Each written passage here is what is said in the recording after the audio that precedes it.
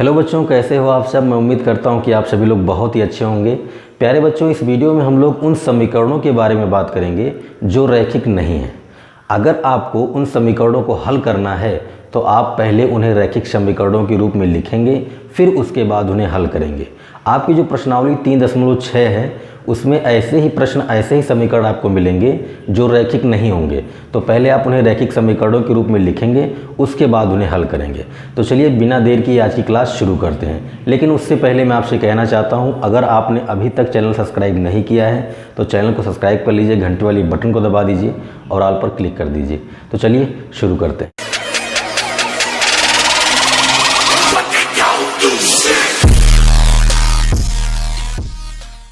तो चलिए बच्चों, सीखते हैं कि कैसे हम लोग समीकरणों को रैखिक समीकरणों में बदलेंगे और फिर उन्हें कैसे हल करेंगे।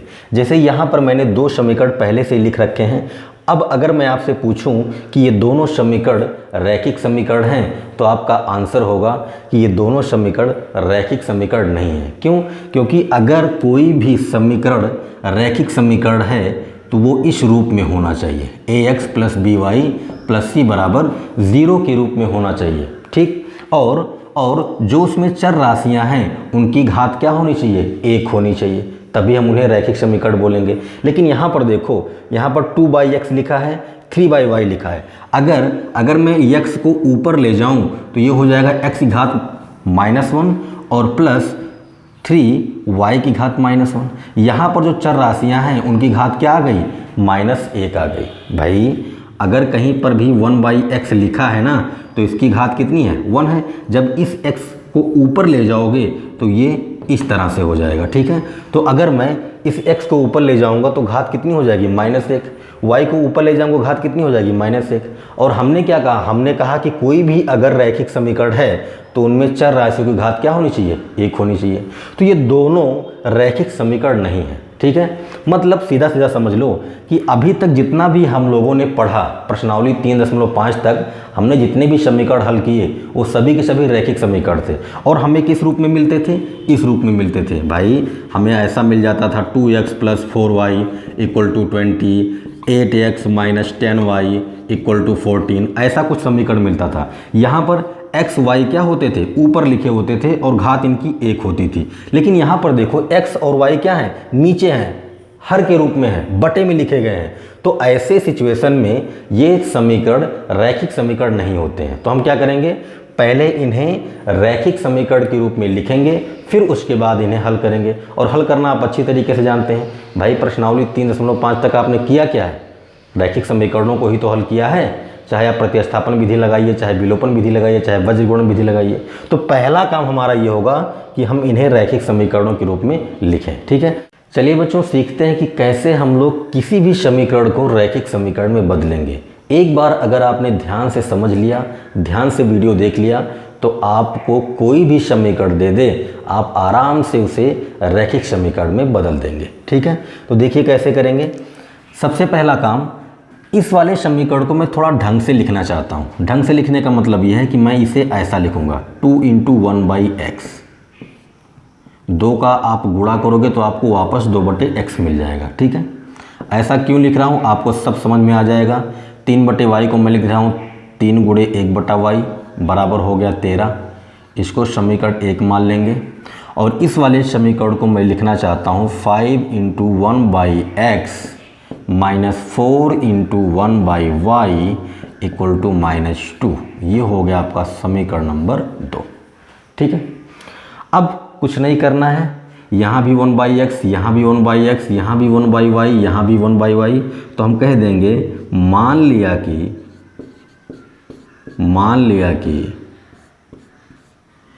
1/x बराबर p और 1/y बराबर q। आप u और v भी मान सकते हैं, कुछ भी मान लीजिए। ठीक है। हमने कहा कि 1/x बराबर p और 1/y बराबर q। ठीक। तब समीकरण 1 और 2 से क्या करेंगे? जहाँ 1/x है वहाँ p रख देंगे, जहाँ 1/y है वहाँ q रख देंगे। तो रख दीजिए। पहला समीकरण क्या हो जाएगा? 2p + 3q बराबर कितना 13, और दूसरा समीकरण हो जाएगा 5p माइनस 4q बराबर -2। ठीक, इसको मान लीजिए समीकरण नंबर 3 और इसको मान लीजिए समीकरण नंबर 4। और ये दोनों समीकरण क्या हैं? रैखिक समीकरण हैं। क्यों? क्योंकि इस वाले समीकरण या इस वाले समीकरण में p और q क्या हैं? चर राशियां हैं, और चर राशियों की घात कितनी है? 1 है। यहाँ भी 1 है, यहाँ भी 1 है, यहाँ भी 1 है, यहाँ भी 1 है। तो ये दोनों समीकरण क्या हैं? रैखिक समीकरण हैं। तो आपने इन दोनों समीकरणों को क्या किया? रैखिक समीकरणों के रूप में परिवर्तित कर दिया।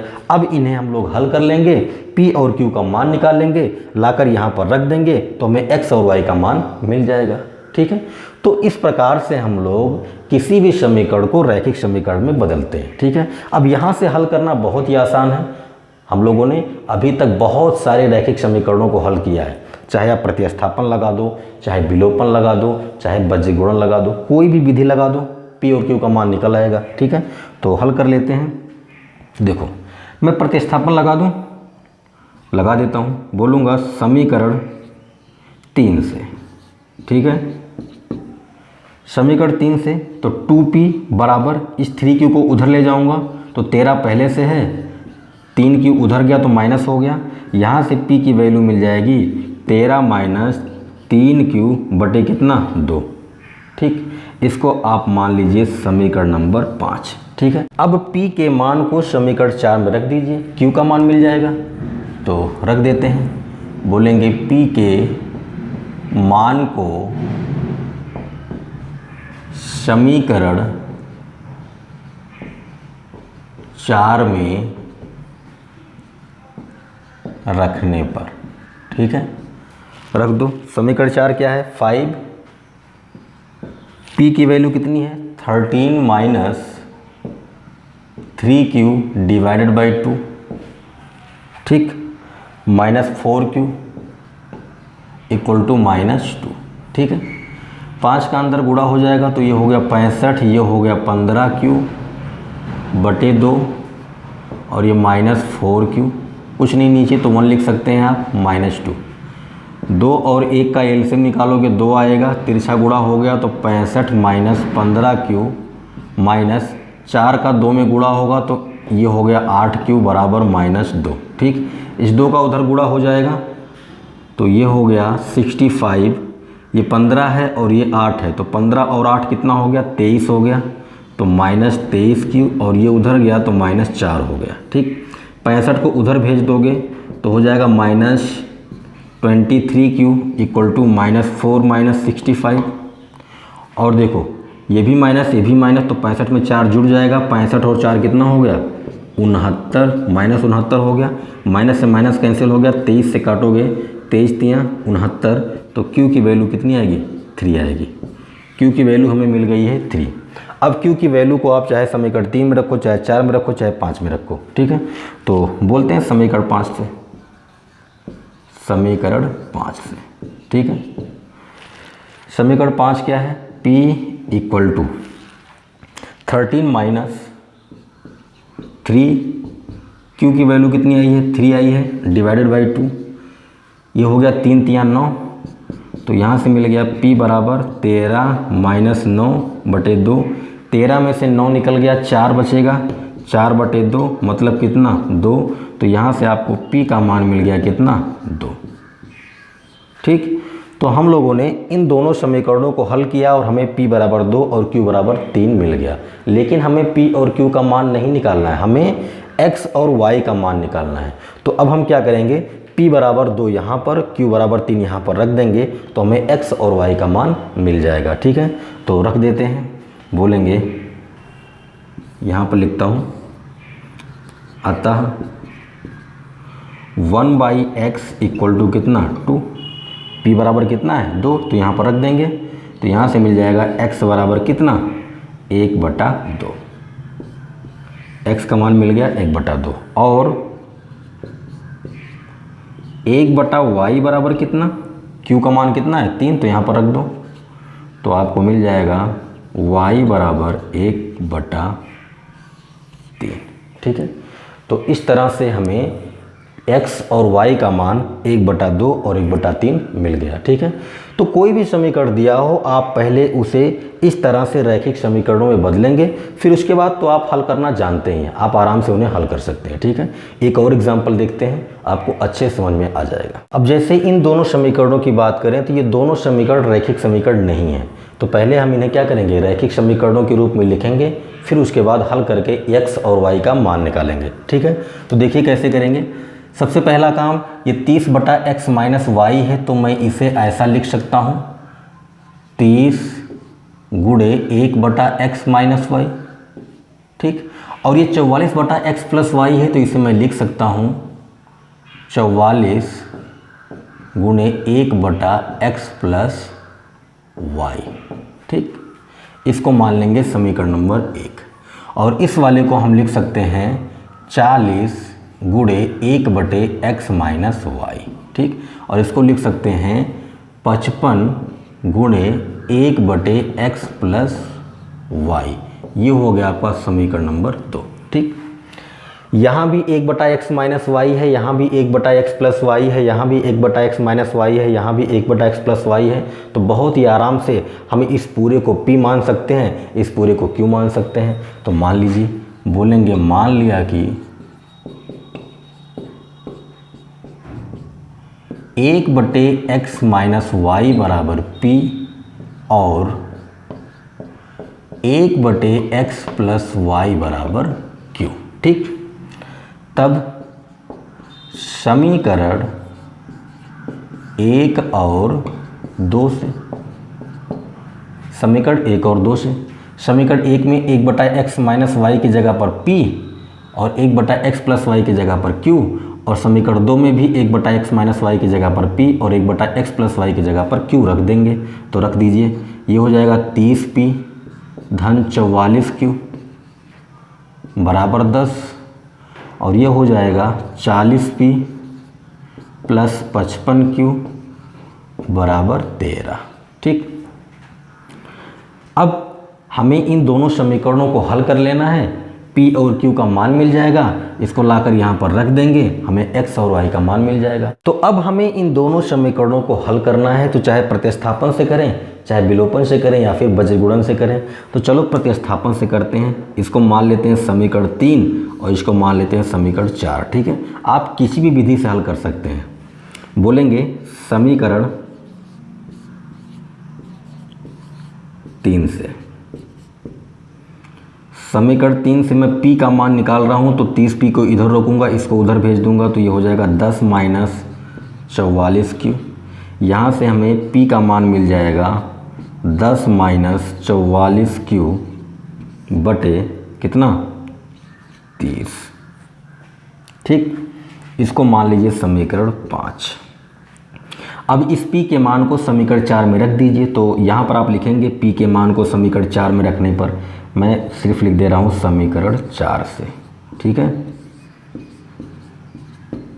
समीकरण 4 क्या है 40p, तो p का मान ये है, तो रख दीजिए 10 माइनस 44q बटे 30 प्लस 55q बराबर कितना 13। ठीक है, इस 0 से ये 0 कट जाएगा, तो अब यहाँ 4 बच गया, 4 का अंदर हो जाएगा गुणा, तो कर दीजिए। 4 का अंदर गुणा हो गया, तो ये हो गया 40 माइनस 4 का 44 में गुणा होगा, तो 4 चौक 16, 4 चौक 16, 1 17, 176q बटे, और यहाँ नीचे 3 बचा है, तो ये हो गया 3 प्लस 55q, यहाँ पर नीचे कुछ नहीं तो 1, और बराबर आप लिख देंगे 13। ठीक है, दोनों का एलसीएम ले लीजिए, तो दोनों का एलसीएम 3 आएगा, 3 और 1 का एलसीएम क्या आएगा 3 आएगा, तिरछा गुणा होगा, तो ये होगा 40 माइनस 176q प्लस 3 का 55 में गुणा हो जाएगा, तो 3 पचे 15, 3 पचे 15 और 1 16, 165q बराबर 13। ठीक है, ये हो गया 40, यहाँ पर 176 माइनस है और 165 प्लस है, तो 176 में से 165 निकाल दोगे तो बचेगा माइनस 11q बराबर हो गया 3 का 13 में गुणा हुआ, तो 39 हो गया। यहाँ से माइनस 11q बराबर हो जाएगा 39 माइनस 40। देख लो, ये 39 प्लस है और ये 40 प्लस है, उधर जाएगा तो माइनस हो जाएगा। ठीक, अब 39 में से 40 निकल गया तो कितना बचा, -1 बचा। माइनस से माइनस कैंसिल हो गया, Q बराबर मिला है 1/11। ठीक, Q का मान मिल गया 1/11। Q का मान रख दीजिए समीकरण 5 में, चाहे 3 में, चाहे 4 में, कहीं भी रख दीजिए। तो आप बोलेंगे समीकरण 5 से। ठीक है, समीकरण 5 क्या है, P बराबर 10 - 44 Q, तो 10 - 44 Q का मान है 1/11 और बटे में कितना है 30। ठीक है, 11 से 44 कट गया, ये हो गया P बराबर 10, यहाँ पर 4 बचेगा, -4/30। 10 में से 4 निकल गया, 6 बचेगा और 6/30, तो 6 पंचे 30। तो यहाँ से आपको P का मान मिल गया 1/5।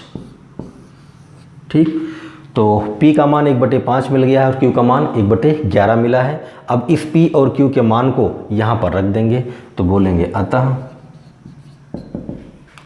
1/x - y बराबर, P का मान कितना है 1/5, तो यहाँ से आपको मिल जाएगा x - y बराबर कितना 5। ठीक है, और 1/x + y बराबर कितना, Q का मान कितना है 1/11, तो ये हो गया 1/11। यहाँ से आपको मिल जाएगा x - y बराबर कितना 11। पलट जाएंगे दोनों तो ये मिल जाएगा। अब आपको x और y का मान निकालना है। देखो, जब भी इस तरह से आपको कहीं भी दिखे, जैसे x + y बराबर a मिल जाए, x - y बराबर b मिल जाए, ठीक है, तो सिंपल काम है, इन दोनों को जोड़ दो। जोड़ने पर x और y के मान मिल जाएंगे। ठीक है, देखो कैसे,